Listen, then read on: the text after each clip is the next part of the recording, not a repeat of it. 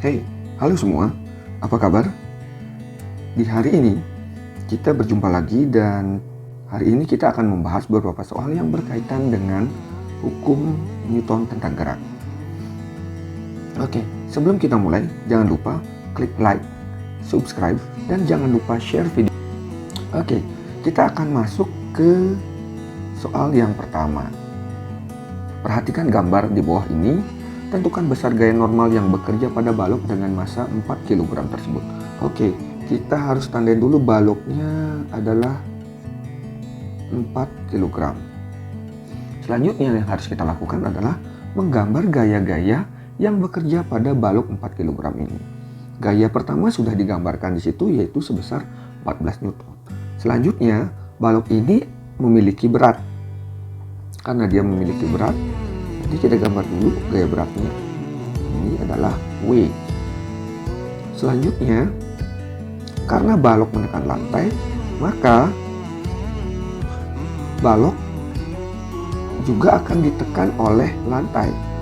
Gaya tekan lantai pada balok arahnya ke atas dan itu adalah gaya normal yang bekerja pada balok. Oke, dalam arah vertikal semua gaya sudah kita gambarkan. Nah sekarang karena balok ini diam, maka resultan gaya yang bekerja pada balok itu adalah 0. Maka bisa kita tuliskan total gayanya adalah F ditambah W dikurangi N akan sama dengan 0. F-nya adalah 14 Newton ditambah dengan W-nya. W-nya adalah sebesar berapa ini? 4 kg. W-nya berarti 40 ya, karena M kali V dikurangi N sama dengan 0. Maka 14 tambah 40 dia adalah 54 sama dengan N. Maka nilai gaya normal yang bekerja pada balok itu adalah sebesar 54 Newton. Jelas ya? Kita lanjut ke soal kedua. Oke, perhatikan gambar ini. Pertanyaannya adalah tentukan besar tegangan tali yang bekerja pada benda bermassa 400 gram. Oke, tegangan tali yang dimaksud yang ini. Nah, sekarang kita harus ingat bahwa tegangan tali itu arah kerjanya relatif bergantung dari bendanya. Menurut benda 400 gram, tegangan tali itu ke kanan. Saya akan ganti dulu ukuran tulisannya. Oke.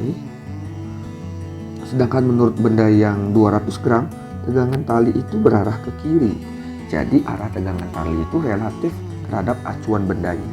Nah, sekarang sebelum kita menentukan berapa tegangan talinya, kita harus lihat bahwa pada sistem bekerja gaya sebesar 6 Newton. Karena di sini talinya sama, berarti kalau di sini 6 Newton, di sini 6 Newton juga, gitu. Oke, sistemnya jadi saya ubah gambarnya. Ini M1, kemudian ada M2. M2-nya ditarik oleh gaya 6 Newton. Kemudian di sini terhubung oleh tali. Tegangan talinya kita sebut saja T. Maka yang pertama kali harus kita hitung adalah berapakah percepatannya. Gampang aja ngitungnya. Anggap aja kedua benda ini sebagai satu sistem. Karena dia adalah satu sistem, berarti massa totalnya adalah 600 gram. Oke, kita akan hitung sigma F-nya sama dengan M kali A. F yang bekerja adalah 6 Newton karena di situ licin. Oke, ini licin. Ini akan sama dengan massa totalnya adalah 600 gram. 600 gram sama dengan 0,6 kg dikali A. Maka A akan sama dengan 6 dibagi 0,6 sama dengan 10 meter per sekon kuadrat. Baru kita dapat percepatannya. Nah sekarang kita hitung tegangan talinya. Saya lebih suka menghitung di 400 gram aja. Kenapa? Kita cukup menganalisis satu gaya aja, yaitu T. Oke, pada benda 400 gram itu hanya bekerja satu gaya, yaitu T. Arah gerakannya ke kanan. Jadi sigma Fx-nya sama dengan M kali A. Di sumbu X hanya bekerja T aja, jadi T sama dengan M-nya adalah di situ 400 gram ya, 0,4 dikali A. A-nya adalah 10. Udah kita dapat tadi ke sini. Ya udah masukin aja kali 10. Maka tegangan talinya adalah 4 Newton. Simpel banget kan? Lanjut. Nah, kita lanjut ke soal nomor 3. Soal nomor 3 ini, oke, untuk siswa yang saya ajar di sekolah, ini adalah tugas. Silahkan dikerjakan dan setorkan jawabannya melalui Google Classroom. Lanjut membahas soal nomor 4. Seorang anak berdiri dalam sebuah lift yang bergerak ke atas dengan percepatan 2 meter per sekon kuadrat. Massa anak tersebut adalah 50 kg. Berapa besar gaya tekan anak tersebut terhadap lantai lift? Oke, pertanyaannya adalah berapa besar gaya tekan anak terhadap lantai. Gini, saya akan gambar dulu. Oke, anggap ini liftnya. Kemudian ada anak di sini. Anak itu punya berat ya, W. Kemudian anak itu menekan lantai, dan sebagai reaksinya lantai menekan anak itu ke atas. Ini adalah gaya normalnya. Kemudian anak itu bergerak bersama lift. Liftnya bergerak ke atas dengan percepatan 2 meter per sekon kuadrat. Karena liftnya bergerak ke atas dengan percepatan 2 meter per sekon kuadrat, berarti anaknya juga bergerak ke atas dengan percepatan 2 meter per sekon kuadrat. Jadi, gaya normal ini nilainya pasti lebih besar daripada W. Sehingga kita tulis aja sigma F dalam arah sumbu Y-nya sama dengan M kali A. Kenapa M kali A? Karena bergerak ke atas dengan percepatan tertentu gitu. Kalau percepatannya 0 ya udah A-nya masukin 0, jadinya sigma FY-nya sama dengan 0 gitu. Nah, oke, kita akan masukkan nilainya. Karena bergerak ke atas berarti M dikurangi W-nya sama dengan M kali A. Pertanyaannya itu adalah berapa besar gaya tekan anak pada lantai. Gaya tekan anak pada lantai sama dengan gaya normalnya. Oke, kita lanjut hitung. M dikurangi W-nya anak adalah, oke, masanya 50 kg, berarti beratnya dengan asumsi G adalah 10 meter per sekon, maka W-nya adalah 500 Newton. Sama dengan 50 dikali A. A-nya adalah 2 meter per sekon kuadrat. Jadi N kurang 500 akan sama dengan 100. Maka N sama dengan 100 ditambah 500. Jadi hasilnya adalah 600 Newton. Jadi besar tekanan anak pada lantai adalah sebesar 600 Newton. Coba sekarang dipikirkan seandainya liftnya bergerak ke bawah dengan percepatan 2 meter per sekon kuadrat. Coba dikerjakan. Kita akan lanjut ke soal berikutnya. Soal nomor 5. Oke, di situ ada gambar. Kemudian yang ditanya adalah percepatan yang dialami sistem balok dan gaya tegangan talinya yang bekerja pada M2. Oke, arah tegangan tali seperti yang saya bilang tadi relatif terhadap acuannya. Menurut M2 dia ke kanan, menurut M1 dia ke kiri. Boleh aja ngitungnya terhadap M2 boleh, terhadap M1 bisa. Tapi simpelnya ya nanti akan saya hitung di M2 aja. Oke, kita akan hitung dulu percepatannya. Nah, sekarang kita lihatin gayanya miring dengan sudut 60 derajat. Kira-kira sistem ini bergerak kemana? Itu dulu yang harus kita jawab. Kalau gayanya ke situ, yang mungkin terjadi adalah sistemnya pasti bergeraknya ke kanan. Karena sistemnya bergerak ke kanan, maka gaya ini harus kita uraikan jadi 2 dulu. Kita harus hitung dulu berapa Fx-nya.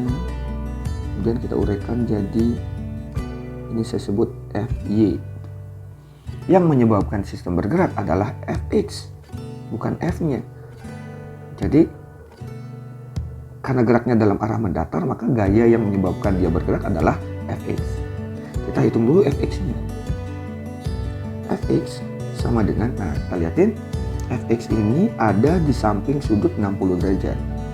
Karena dia ada di samping sudut, maka kita akan menggunakan cos. Dia akan sama dengan f cos 60 derajat.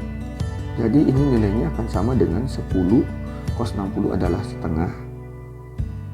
Jadi nilainya adalah 5 Newton.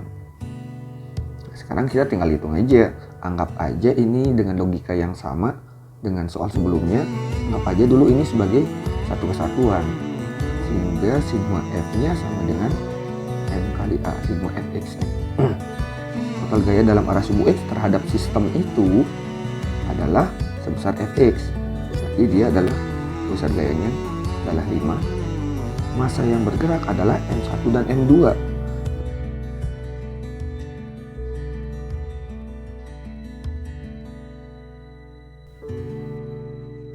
Maka akan kita dapatkan nilai A akan sama dengan 1 meter per sekon kuadrat.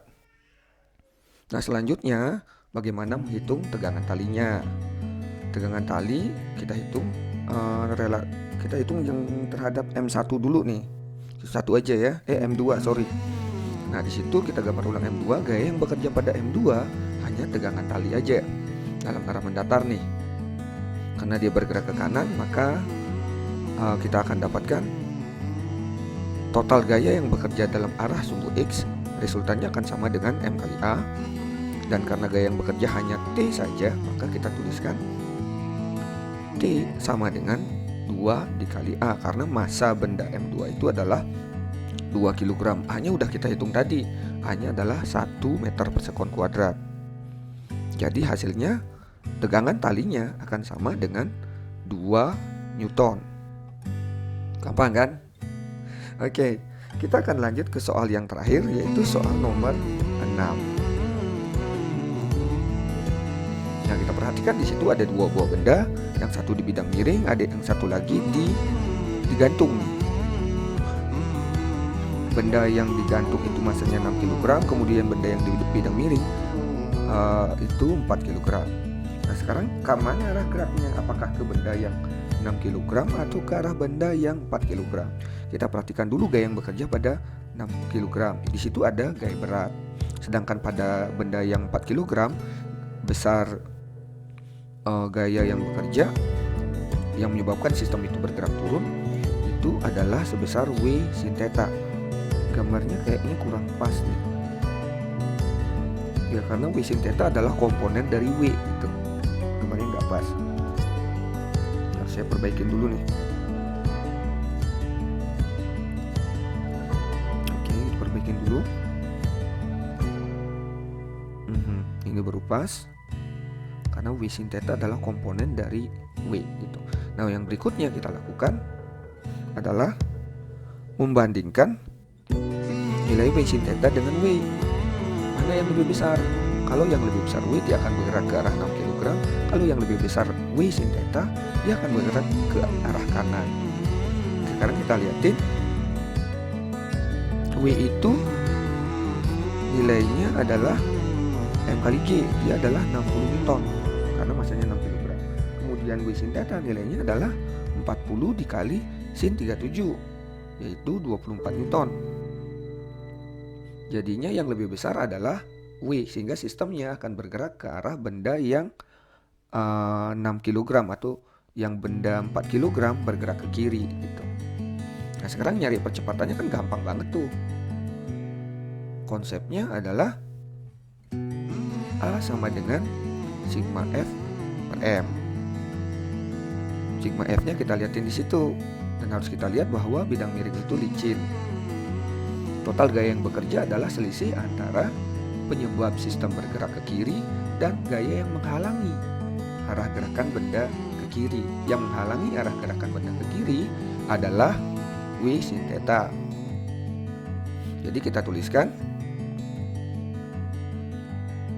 W dikurangi W sin theta. Kenapa dikurangin? Karena arah W itu menyebabkan gerakan ke situ, kemudian W sin theta menghalangi arah gerakan itu gitu.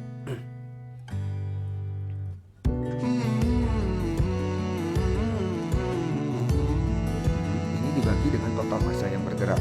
Total massa yang bergerak adalah 6 ditambah 4, sehingga akan sama dengan 60 dikurangi 24 dibagi dengan 6 tambah 4, yaitu 10 kg.